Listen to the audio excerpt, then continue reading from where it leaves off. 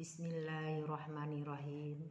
Assalamualaikum warahmatullahi wabarakatuh. Alhamdulillahillazi hadana lihazza wa ma kunna linahtadiya laula an hadanallah.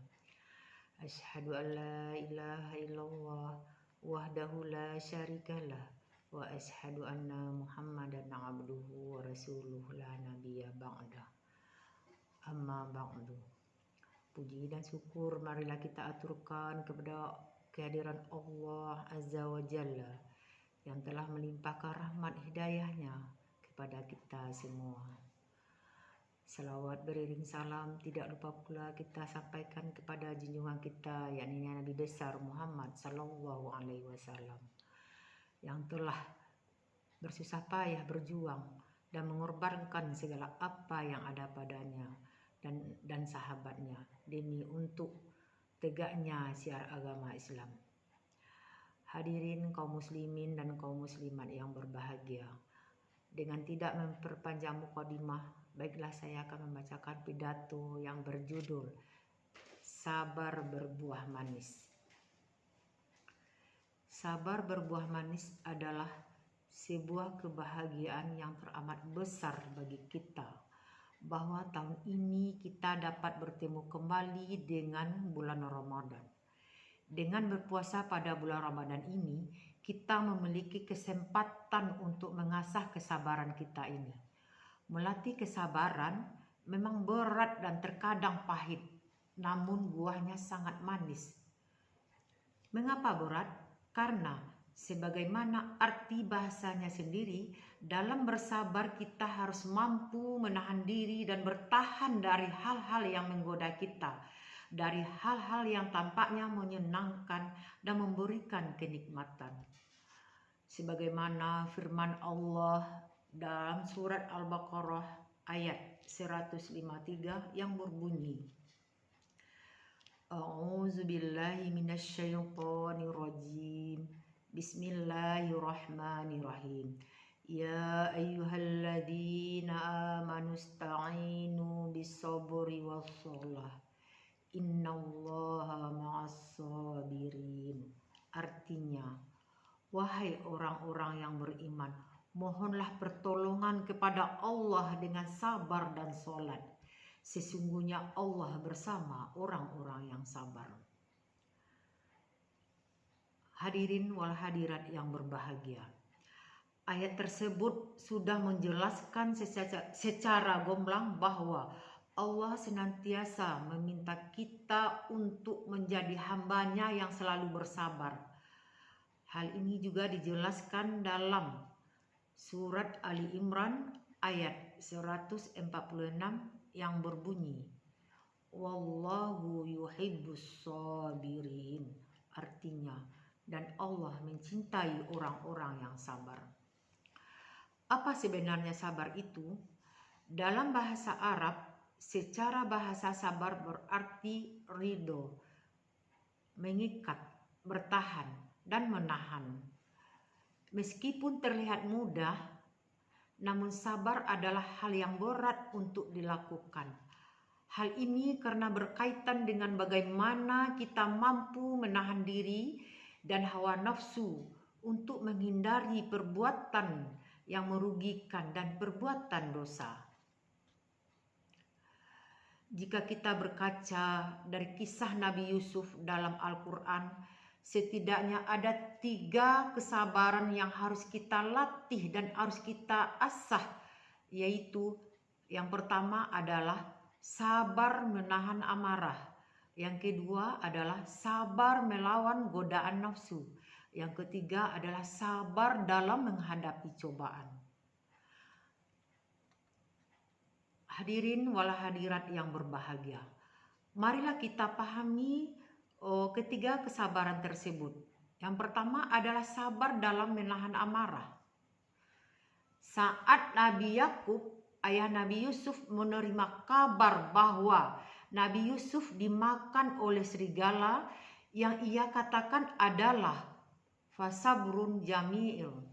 Hal ini terekam dalam surat Yusuf ayat 189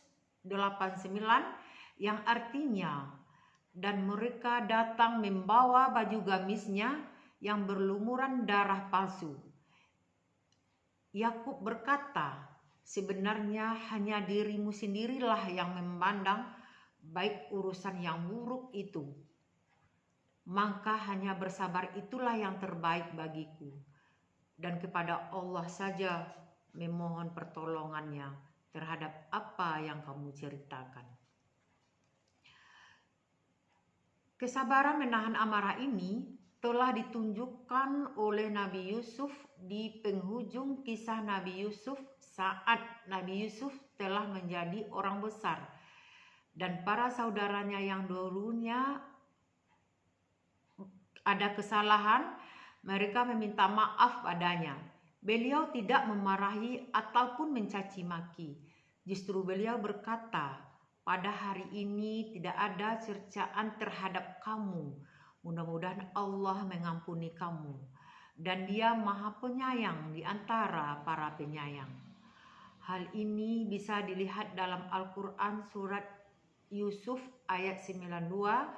Bayangkan, bukan hanya tidak mencela, beliau bahkan mendoakan dan menghibur saudara-saudaranya tersebut. Sungguh luar biasa tingkat kesabaran yang beliau tunjukkan. Hadirin yang berbahagia, kesabaran yang kedua adalah sabar dalam melawan godaan nafsu. Ketika Nabi Yusuf beranjak dewasa, ia sempat digoda oleh seorang wanita untuk melakukan sesuatu yang dilarang oleh Allah Subhanahu wa Ta'ala. Bagaimana sikap beliau? Beliau berlindung kepada Allah dan berlari menjauhi godaan tersebut. Dalam surat Yusuf ayat 23 Allah menceritakan kisah ini. A'udzubillahi minasyaitonirrajim. Bismillahirrahmanirrahim. Warawadathu allati huwa fi baitiha an nafsi wa walaqatil abwaba wa qalat haytalak. Qala ma'azzallahi innahu rabbi ahsanu maswaya. La innahu la yuflihuz zalimin. Artinya, dan perempuan yang dia Yusuf tinggal di rumahnya menggoda dirinya, dan dia menutup semua pintu-pintu. Lalu dia berkata, marilah mendekat kepadaku. Yusuf berkata, aku berlindung kepada Allah. Sungguh Tuanku telah memperlakukan aku dengan baik. Sesungguhnya orang yang zalim itu tidak akan beruntung. Kesabaran yang ketiga adalah sabar dalam menghadapi cobaan yang diberikan oleh Allah Subhanahu wa Ta'ala. Dalam surat Yusuf, Allah mengisahkan bagaimana sang raja bermimpi melihat 7 ekor sapi betina yang gemuk dimakan oleh 7 ekor sapi betina yang kurus, 7 tangkai gandum yang hijau dan 7 tangkai lainnya yang kering. Kemudian Nabi Yusuf mentakwilkan mimpi itu sebagaimana yang dikisahkan Allah dalam Al-Quran surat Yusuf ayat 47 dan 49 yang artinya, Yusuf berkata, agar kamu bercocok tanam 7 tahun berturut-turut sebagaimana biasa. Kemudian apa yang kamu tuai hendaklah kamu biarkan di tangkainya kecuali sedikit untuk kamu makan. Kemudian setelah itu akan datang 7 tahun yang sangat sulit yang menghabiskan apa yang kamu simpan untuk menghadapinya kecuali sedikit dari apa yang kamu simpan. Setelah itu akan datang tahun di mana manusia diberi hujan dan pada masa itu mereka memeras anggur. Hadirin wal hadirat yang berbahagia, dapat kita lihat bahwa dengan kesabaran mereka akhirnya bisa melewati cobaan berupa masa-masa yang sulit. Dan 7 tahun yang sulit itu saat dilewati dengan penuh kesabaran akhirnya membuahkan 7 tahun yang manis.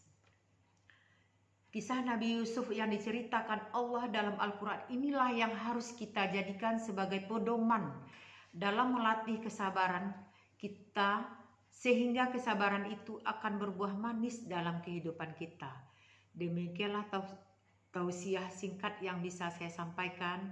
Semoga bermanfaat bagi kita semua dan semoga Allah akan membuka pintu hidayahnya sehingga kita mampu menjadi orang yang sabar dalam menjalani hidup yang singkat ini. Terima kasih atas segala perhatian. Mohon maaf atas segala kekurangan. Assalamualaikum warahmatullahi wabarakatuh.